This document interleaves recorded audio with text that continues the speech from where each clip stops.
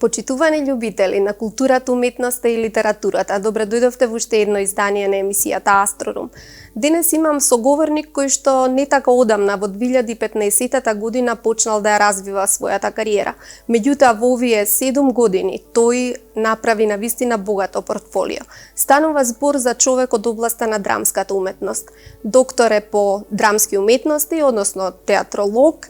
Самиот се јавува како автор на многу книги, на многу адаптации, но јас не сакам да должам во оваа најава, туку сакам да оставам простор тој самиот да го иницирам да ни се представи. Станува збор за Сашо Димовски, кој што се јавува за многу атрактивни наслови, а случајно, но воопшто не случајно, во моментов и актуелен директор на Велешкиот театар. Сашо, јас ви посакувам добре дојде во Астрорум. Добар ден, Бранка, добре ве најдов, секогаш е задоволство да се разговара со луѓе кои ни ја ценат работата, кои се тука да го поддржат и да го промовираат она кое го работиме, бидејќи остана за жал се помалку емисии од ваков профил и ми е големо задоволството да бидам дел од вашата емисија. Ви благодарам и јас секогаш навистина многу се радувам кога имам нови средби и кога излегувам од мојот домен на централен интерес и особено се радувам кога можеме да им дадеме шанса да говорат луѓе кои што се некако во сенка. Да кажеме, најистурени се актерите, режисерите, често луѓето мислат дека можат да го покријат и тој драматуршки дел без училиште, некому му успева, но за жал почесто и не успева.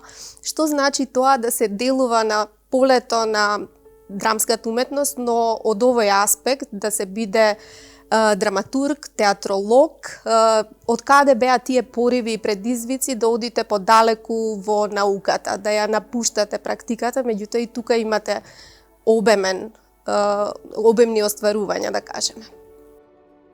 Театарот е навистина еден сложен механизам за чие функционирање потребни се делови од мозаикот кои често се невидливи, кои се подлога за тој мозаик, за таа интеракција со публиката, за да се случи театарската представа како целина.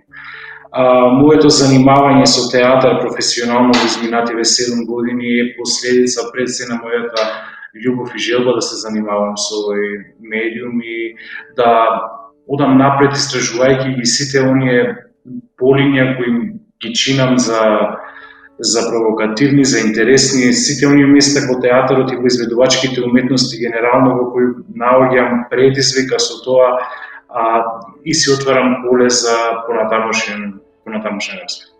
За да се навлезе толку длабоко во суптилните нивоа на театарската уметност, предпоставувам дека треба да се има и богато искуство. Сакам да ве вратам малку поназад, да се вратиме на почетоците на вашето образование или можеби на ниво на идеја дека ве фасцинира овој вид на уметност. Мора на некој начин да се помине и практичниот дел за да може да се навлезе во ова што сте денес. Така, практичната работа во мојот случај дојде природно. Јас сум теоретичар по својата примарна професија, примарно поле на интерес, меѓутоа теоријата без нејзината практична, односно без нејзината апликативна примена станува куп текст кој им интересен само на оние кои се тесно специјализирани во ова поле на интерес. Од друга страна, ајде оваа применета театрологија, можам да си дозволам да го дефинирам тоа на тој начин, навистина отвора поле во кое човек со еден цел апарат од техники и технологии кои сум ги стекнал во моето досегашно образование, пред се на додипломскиот студиум по општа и компаративна книжевност, а потоа и на докторската специјализација по театрологија. А на вистина човек се стекнува со еден обемен инструментариум кој може да го користи во развивањето на својот собствен креативен потенцијал во доменот на сценско-изведувачките уметности, без разлика дали се тоа овие стандардни драмски представи, дали се тоа лабораториски, односно постдрамски театарски форми или па се уметнички дела од областа на балетот. Јас за среќа го имав тоа искуство да соработувам, да работам со уредниците во Арс Ламини во литература МК и она што го претпоставував ми се докажа дека најпоткованите, улично речено, луѓе доаѓаат од компаратистите. Значи, овој факултет е еден комплексен, колку што јас разбирам, компаративна книжевност дава многу можности, треба многу читање, но и сознанија од различни страни дојдени. Така што овие луѓе добро се снаоѓаат во сите области, каде да се профилираат натаму и да се насочат. Кажете ни малку за овие студии. Така, студиумот по општа и компаративна книжевност е еден, како што му стои во насловот, еден компаративен студиум во кој пред се основниот интерес е книжевноста и нејзината методологија, односно теорија на научни истражувања. Кога велам книжевноста, мислам на историскиот развој по епохи на книжевноста, заедно со сите книжевни видови, односно жанрови и родови кои се создавале низ историјата, почнувајќи од првите ракописи па се до овие кои денеска ги живееме во овој пост свет. А студиумот по општа и компаративна книжевност навистина му нуди на оној кој тоа го интересира како своја професионално поле на интерес, еден широк диапазон од автори, наслови, методолошки пробиви, теориски читања преку кои книжевноста и нејзината историја комуницираат, односно се контекстуализираат со сегашната стварност, без разлика на тоа за каков тип контекстуализирање, односно медијазирање станува збор, на преку кој медиум таа книжевност понатаму се чита, односно се контекстуализира во стварноста. Дали тоа е толкување на книжевното дело како засебен артефакт или тоа е, например, ono што е во мојот случај неговата инсценација или пренамена за сценска изјава. Знаеме дека театарот се менува низ епохите, низ годините. Ако во даден период текстот е клучната база за успешност на една представа, ако на моменти тоа беше сепак ни се случуваше физички театар, експериментален, дури лишен од текст, ги знаеме сите форми. Меѓутоа, каква ни е состојбата, зашто чинам вие сте ни најкомпетентната личност, која што може да фрли еден широк поглед врз театарот денес и во светот и во кај нас. Дали се исцрпеа сите можности, дали се изнарадува авторите со експериментите, па сега конечно се враќаат повторно на оние ортодоксни видови театар, дали може би публиката се зажеле за класични автори? Па сметам дека целата историја на театарот и неговиот развој всушност е историја на промени од начинот на кој театарот бил позициониран во општеството и значењето кој го имал, почнувајќи од политичкиот контекст, односно политичката платформа од која е излезен, роден, создаден во античка Грција, низиниот златен 5 век па се до денес, кога театарот се уште се бара себе си. Сметам дека станува збор за една постојана потрага, дека театарот е во постојана потрага по себе си, односно по начинот на кој значењето му доаѓа од контекстот во кој тој се создава. Така што на начин поаѓајќи од значењето во кој театарот се прави, создава и конзумира, го добиваме значењето кое контекстот го има во одреден момент. Контекстот и значењето не може да се толкуваат едно без друго. Тоа е еден систем на врзани садови кој го возможува паритетното постоење. Сметам дека театарот, особено од 60-тите години па до овој нов век во кој ние живееме веќе 20 години, доживеа след од експериментални, односно лабораториски пристапи и поимање на сценско-изведувачките уметности на театарот и на неговата синтеза со други жанрови.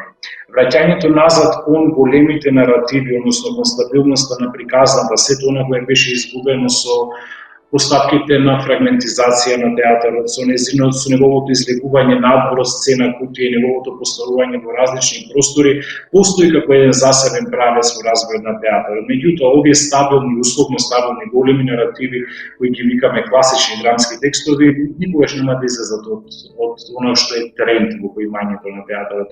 Мислам дека ќе се понудат само, ќе се нудат нови начини на нивна артикулација, со тоа продлабочување или зголемување на примарното значење кое овие капитални драмски текстови го нудат во себе. Кога велам капитални драмски текстови, мислам на текстови создадени во антиката, потоа елизабетанската драма како еден сериозен процес на драмското писмо и неговата стабилизација, особено во светот кој ни е стигнало до нас како наследство во Шекспир, па преку Шекспир и неговите современици, па се до трендовите кои го носат театарот и го намалуваат неговиот обед, неговиот наратив, го велам театарот, мислам на примерно на драмскиот текст, до она кој ние денеска го имаме како плот или како текстот кој се создава понатаму изведбата.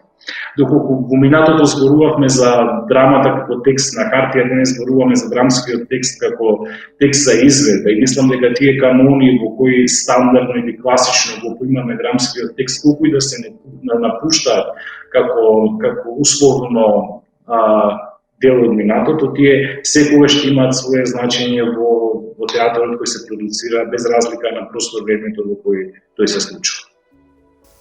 Дали го имате дополнително тоа бреме? Јас и во генералната најава се обидов да го споменам тоа, кога се наоѓате во улога на драмски писател и улога на адаптатор. Јас тоа го споредувам, да речеме, со преведувачите, препејувачите на песни од врвни поети од светот.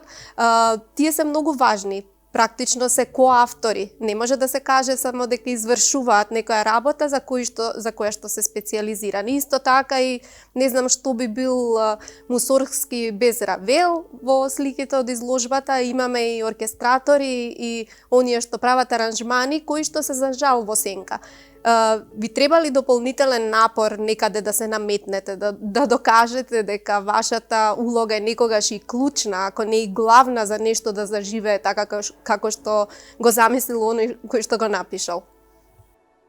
Многу одлична паралела поставивте на самиот почеток кога го поставивте ова прашање и улогата на драматургот, односно на кога се прави адаптација од текст за разлика од она кога се пишува сопствен авторски текст, тоа е еднакво уметнички чин колку што е создавањето текст, бидејќи да се транскрибира или да се адаптира едно, например, прозно дело за сценска изведба подразбира уметничка интервенција пред се во начинот на кој е структуриран тој примарен текст, без разлика дали станува збор за проза, без разлика на тоа дали станува збор за поезија или одредени документаристички материјали кои треба да најдат свое место во она кој го нарекуваме текст за изведба. Секако сложувањето или составувањето на тој текст за изведба подразбира познавање на системот технологии и техники кои се учат на школа, кои не се воопшто сложени, меѓутоа кои од друга страна во голема мера се подпираат врз умешноста на драматургот да се снајде во соработка со режисерот, се разбира со делото кое му е примарен интерес, односно примерна граѓа од која поаѓа со цел да го создаде тој конечен текст за изведба со кој режисерот операционализира понатаму и го создава уметничкото дело, театарска представа заедно со целата машинерија зад која стојат актерите, сценографи, костимографи, декоратери и така натаму.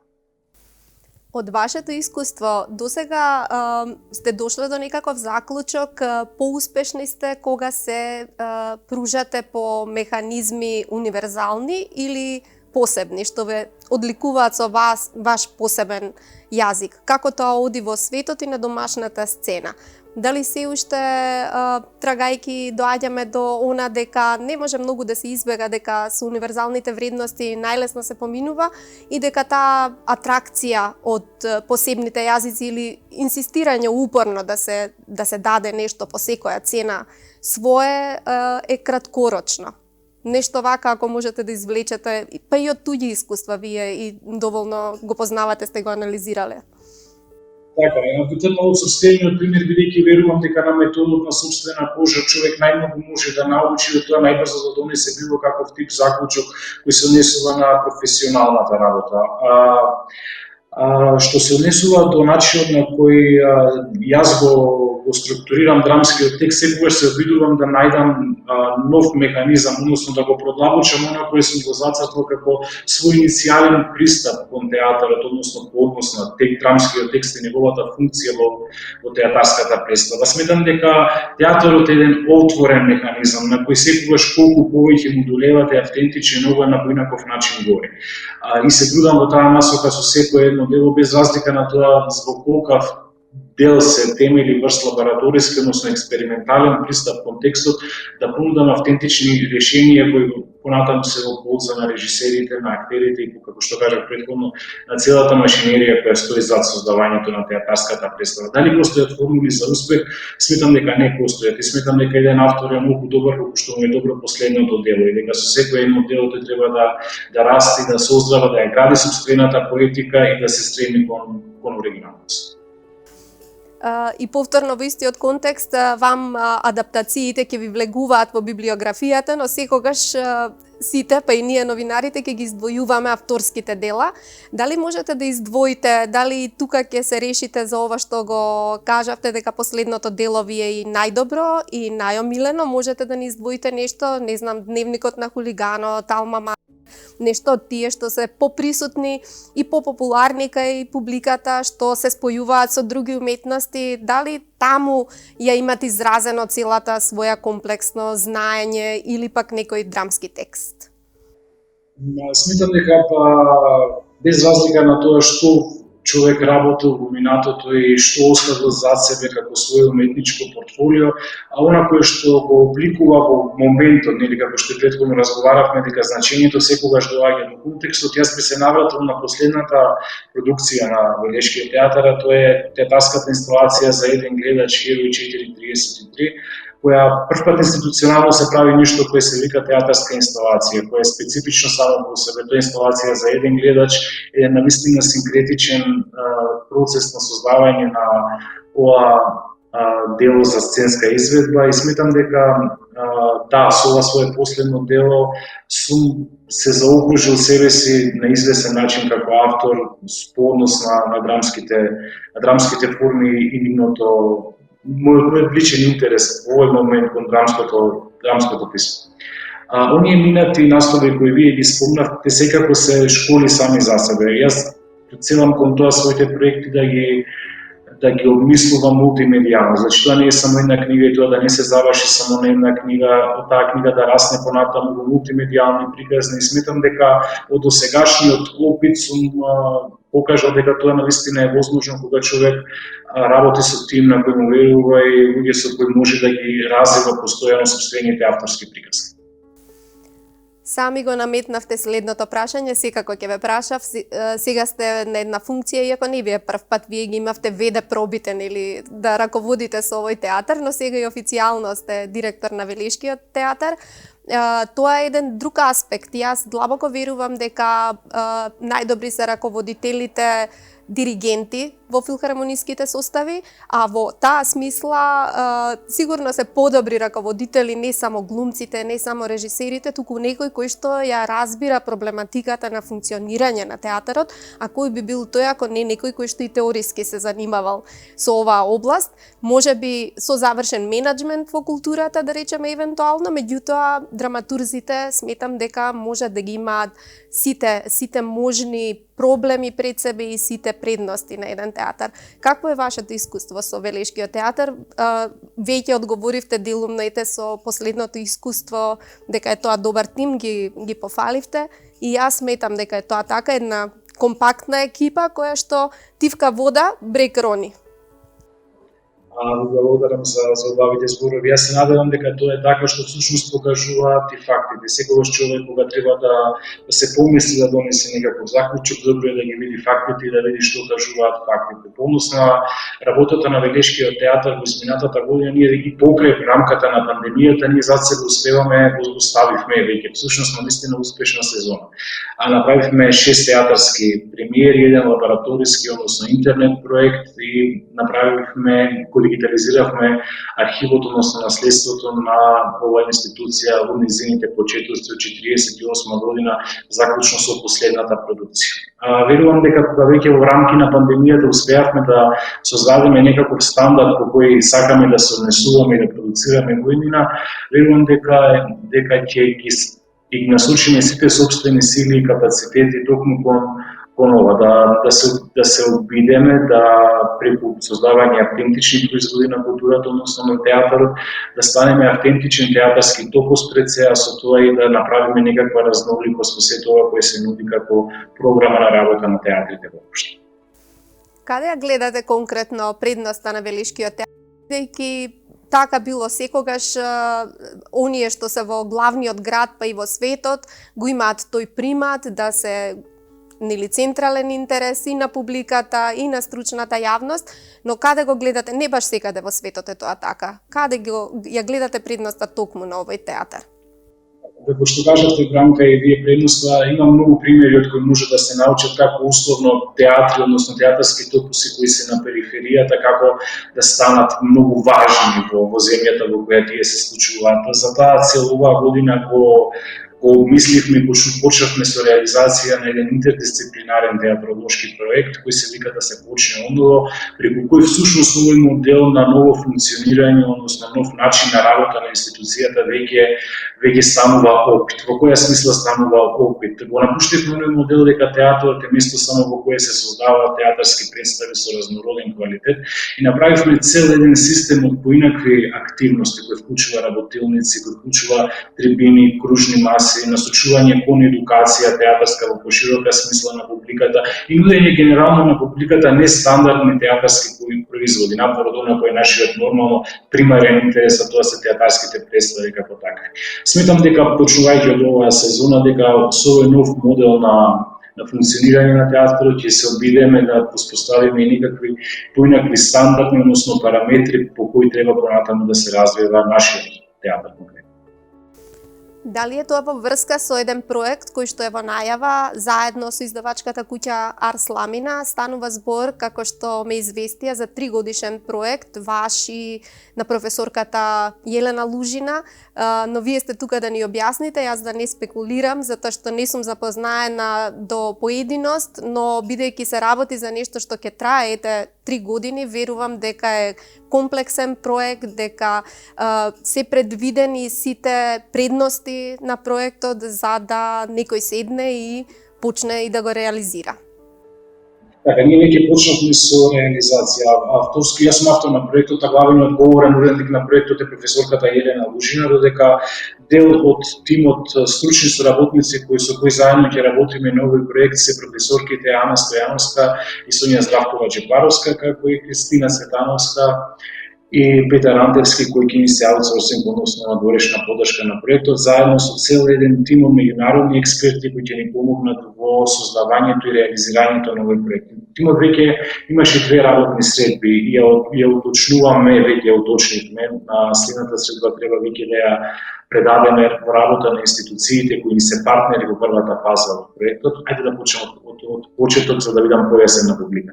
Како што и сами кажавте, станува збор за 3-годишен проект кој е системски по својата профилираност и целта му е да изнајде автентичен македонски театарски модел.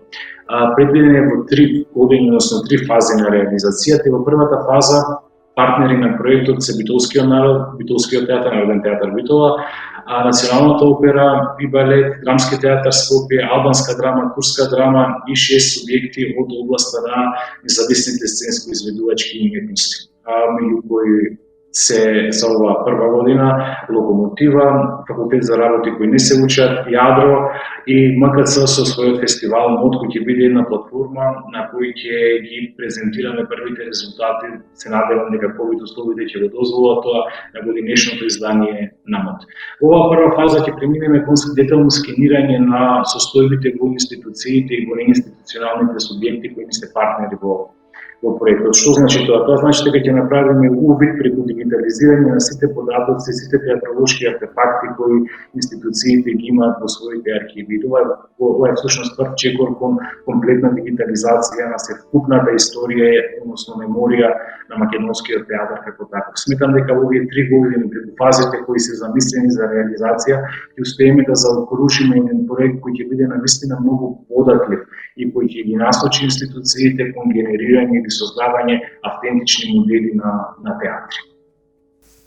Ова што накусом ми го кажавте, а сигурно има повеќе слоеви внатре, ми се чини многу применливо и на сите области, од областа на уметноста и пошироко во културата, така што верувам дека ќе биде светол пример и другите институции да можат да се потпрат на еден ваков модел и конечно она што постојано веќе и ни досади да го слушаме, да фатиме чекор со Европа, затоа што таму веќе галопирачки се оди кон овие дигитални сфери. Јас се надевам дека е ова вистинското време, ако не и последниот момент, да се соберат сите артефакти, затоа што особено во музиката знаете дека носачите на звук веќе се распаѓаат, а нема некоја сериозна државна стратегија за да се спасат. Се надевам дека ова ќе поттикне да се поработи на таа сфера. Сакав да ве прашам дали чувствувате дека има простор и има слобода да се делува во културата во вакви критични времења, но ние како да живееме во транзиција долги години, па не знам зошто овие времења се поспецифични од некои минати, скорешни. Како размислувате, постои ли простор за еден креативен човек со слободен дух, со желба да направи нешто, да го најде патот без разлика на широката или малата поддршка? Ако нема начин, човек треба да го најде начин. Кога нема простор, човек треба да го најде простор. Тргнуваме во овие елементарни два поими, односно изнаоѓањето на собственото време и простор со цел да ги реализираме сите овие замисли за кои досега зборувавме. Верувам дека на вистинските, на големите, на суштинските идеи и проекти секогаш им се отвара патот, бидејќи искреноста и чувството со кој тие се создаваат и намерата со која тие се обмислуваат и реализираат се од навистина голема важност во поширока смисла. Кога велам поширока смисла, мислам на сето она за кое вие пред малку зборувавте, а тоа се европските тенденции и трендови во сценско-изведувачките уметности, односно во театрите. Студијата, односно проектот почива на една книга која неодамна ја издаде Арс Ламине, која го носи истиот наслов, да се почне одново, авторство на еминентниот европски театролог Драган Клаич, во која тој се занимава со формите, односно облиците на институционалниот модел на Европа, анализирајќи ги неговите подмодели. И верувам дека со добра компарација и добра насока на енергијата, мислата и идеите кон вакви постоечки светли примери, можеме многу брзо да го донесеме македонскиот театар и неговата продукција до она која Европа го наметнува како собствени стандарди. Мислам дека ваквите проекти се повеќе од неопходни, особено во период кога се стремиме кон европските вредности во секоја смисла и кон европските интеграции или аспирираме кон европските модели, а со тоа и моделите на култура кои се застапени во Европа. И сметам дека овој проект ќе биде од исклучителна важност во подготовката на институциите за Европската Унија, кон која толку многу се стремиме, која толку многу копнееме веќе децениски. Па единствено на овој начин, со дигитализација и со вистинска заштита на артефактите, може да очекуваме вмрежување во таа мрежа, па дали таа ќе биде со декрет дека влегуваме во Европска Унија, сметам дека дури во моментов ние можеме да станеме веќе и самите да се подготвиме да влеземе во тие асоциации, мрежи и да почнеме да делуваме како сите во развиените средини во Европа. И јас така го разбирам ова што го зборувате и навистина ме радува што ќе се случи еден ваков проект. Да ве прашам, ако треба да издвоите нешто, со ова што го работите, знам кон што стремите и што ви се интересите. Меѓутоа, како автор, кон што стремите? Дали нешто во последно време ви има одушевено, некој позитивен пример кај нас, надвор? Ние имаме и врвни глумци, имаме и врвни режисери, имаме и меѓународни успеси, еве и во филмот, што не ви е воопшто далечна и таа сфера, бидејќи самите на телевизија имате искуство и така натаму. Како гледате на нашата позиција? Каде можеме да се мапираме, односно или самите кон што целите да не препознава светот? Сметам дека ни е необходен стратешки, сериозен, долгорочен однос кон она кое се покажува како квалитет. Сметам дека мораме да инвестираме во квалитетот секогаш на соодветен начин со цел тој да се дисперзира со сите своји одлики што е возможно пошироко. Ценам дека раното препознавање на она кое е квалитет, раното препознавање инвестиција во она кои се добри, односно современи, односно актуелни модели пред се на поимањето на уметноста, тука го сместувам несомнено и театарот, дека секогаш раѓа добар плод.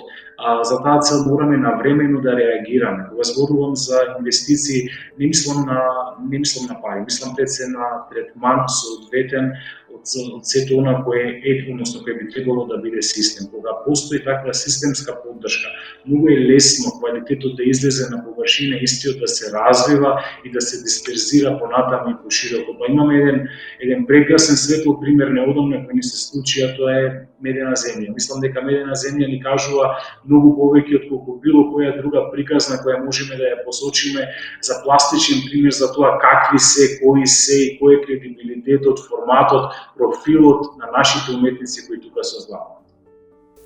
Навистина извореден пример што не радува сите и со гордост можеме да кажеме, ето од која медена земја потекнуваме, чисто со дела и на терен. Јас верувам дека нема да ми забележат гледачите што нема да се занимавам со вашата биографија, односно да зборуваме за вашите дела, зашто е лудо да се помисли дека во рамките на 30 минути можеме да ги исцрпиме сите тие теми. Конечно ќе можат да прочитаат и јас секогаш велам тешко е да се разговара со човек што нема обемен бекграунд, но исто така е предизвик да се разговара со некој кој што има многу работи остварено. Си дозволив да ја злоупотребам вашата улога во овој разговор и да ве прашам за поопшти теми, за она што мене ме интересира, нешто што гледам дека навистина може да биде почетна точка за работите да се менуваат кон подобро. Знаеме дека театарот е скапа играчка, но сами рековте дека тоа не се секогаш пари, туку е инвестиција, човечки ресурси, добра идеја некогаш може да замени и добивка на лото.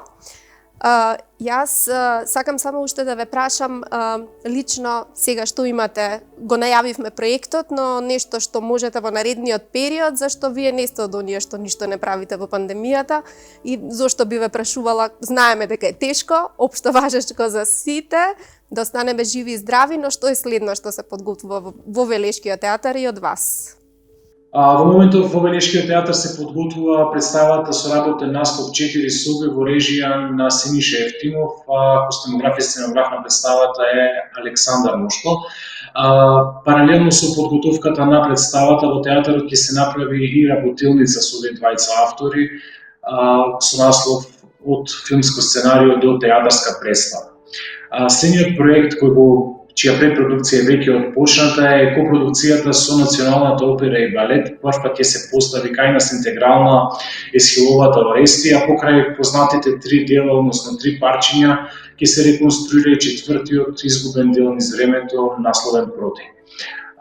Следниот проект е на данс театарска представа во режија на Васил Закрчев, станува збор за адаптација на мојот роман Петото годишно време, кој на сцената ќе го изведе Олга Панго, а додека за вториот дел од полусезоната предвидена е премиерата на театарската инсталација Квартет, според квартетот Хајнер Милер, во режија на Дејан Дамјановски.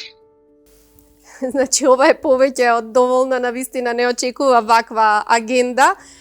Јас ви посакувам да ги остварите сите зацртани идеи, дека овој проект ќе видиме дека има импакт и општествен, дека веќе следната година ќе можеме да уживаме во резултатите и во потврдите на вашата работа, во отсуство на уметничка, културна критика, не знам како ќе допрат до нас, но вие доволно вешто раководите и со театарот и со менаџирање на сопствените нешта. Верувам дека информацијата ќе допре и до нас. Сакам на самиот крај да ви се заблагодарам за гостувањето во емисијата Астрорум. Малку беа минутите седа да разговараме, но кога ќе имате можност да се видиме во Скопје, како и на сите мои соговорници, им припаѓа една книга од продукцијата на Арс Ламина. Верувам дека вие сте запознаени со издаваштвото. Зад мене стојат книгите на Кундера. Мене многу ми се допаѓаат и како визуелен пристап, за содржината не треба да говориме секако. Можете да си одберете по ваш собствен избор. Сашо, благодарам. Имајте убав ден, успех со представата која што се подготвува и ќе се видиме во некоја следна можност. Ви благодарам многу за одвоеното време. Благодарам што најдовте време да позборуваме за сите овие работи кои во рамката на пандемијата нам на театарџиите ни се многу важни. Благодарам, Бранка, за посветата и за овој разговор и се надевам дека ќе ви имаме наскоро во театар и на публиката. И ја сакам на крај да ја поканам публиката да ни дојде во театар. Театрите се безбедни места, редовно ги запазуваме сите зададени здравствени протоколи, поведете да уживајте во нашите представи.